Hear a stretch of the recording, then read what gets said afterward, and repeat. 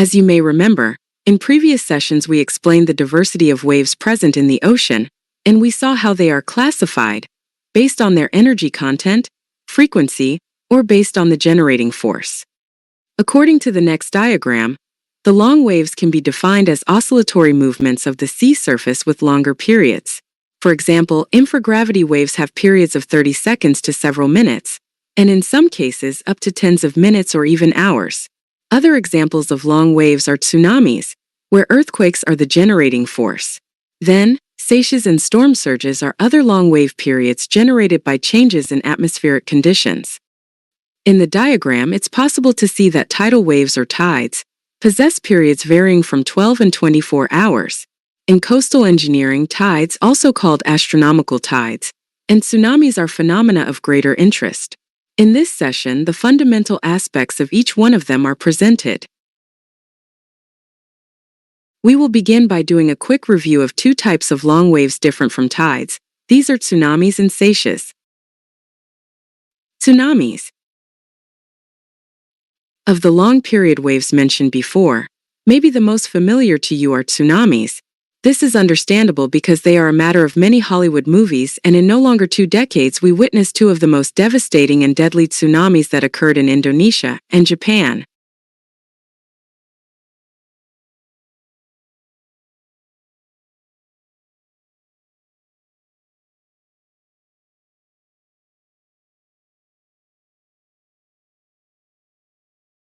Tsunamis are long waves with periods varying between 1 and 20 minutes or more, and with wavelengths ranging from few kilometers up to a few hundreds of kilometers.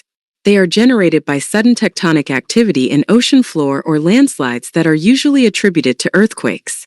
Deep in the ocean floor, when 2 tectonic plates push together, the resulting earthquake sends an enormous burst of energy up through the ocean, displacing enormous quantities of water. And then, like in the example of a rock thrown to a pond, a series of waves expands in all directions.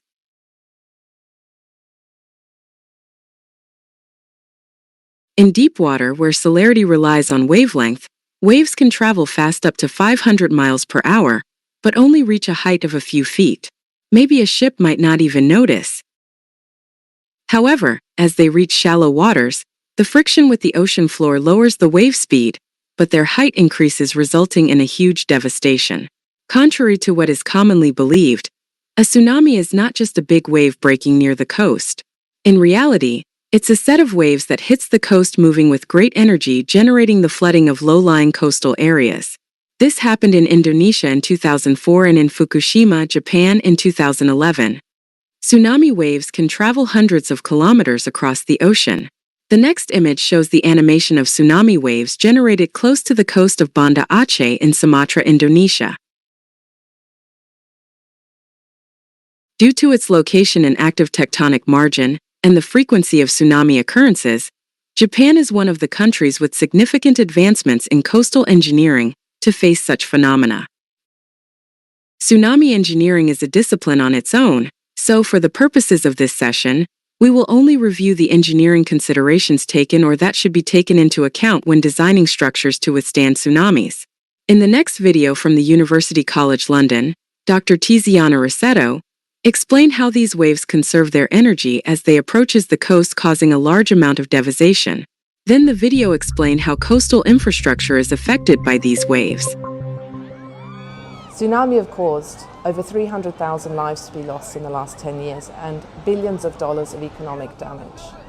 These very large waves are created when earthquakes happen under the sea floor, and the fact that they conserve their energy as they come towards the shoreline mean that they cause this large amount of devastation.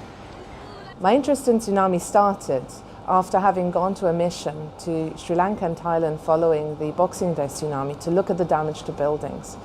On returning to England, I found out that there were very few models that could predict this damage to structures, and so I started asking questions. Why can't we look at the nearshore and onshore impacts of tsunami? For a tsunami, from the front it tends to look like a wave, but if we look at it from the side, we can tend to think of it as a chunk of water moving inland to the beach and inundating the cities. What we wanted to do is understand some of the fundamentals about onshore flow and create a generalized concept of how to actually analyze structures affected by these very long waves. The aim of the work is to provide engineering guidance on how to build coastal defences and how to assess buildings for tsunami damage. This will give insight to local governments as to how to plan their coastlines and how to actually mitigate the effects of these devastating events. In real life, tsunami have a wave period of about 20 to 40 minutes. This means they're extremely difficult to reproduce in the lab, which is a much smaller scale. We've had to create, with HR Wallingford, a completely new way of generating waves that allows us to generate extremely long waves.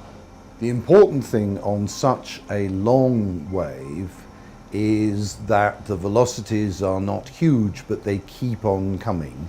They build up against any sea defence, and if it then fails or overtops, the flow keeps on coming in for so long that it's likely to scour around buildings or erode the foundation. And then the flow reverses, and all of that flow and all the debris with it goes back out to sea. This gives us the information we need to be able to predict tsunami impact on buildings and infrastructure. At UCL, we strongly believe that this research will lead to new ways for designing defense structures and understanding tsunami impact on buildings, ultimately saving lives and reducing economic damage from large tsunami events.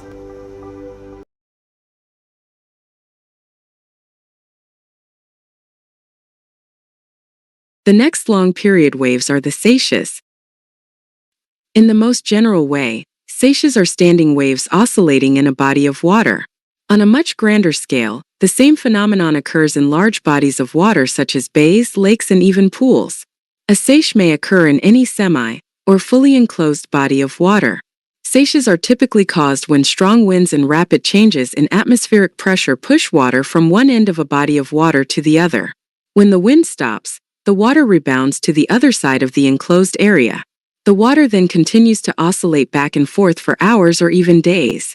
In a similar fashion, earthquakes, tsunamis, or severe storm fronts may also cause seiches along ocean shelves and ocean harbors. In the Adriatic and Baltic Seas, there are records of the occurrence of seiches, which have caused floods in places such as Venice and St. Petersburg, respectively. Lake Erie in the United States is also known for seiches, especially when strong winds blow from southwest to north.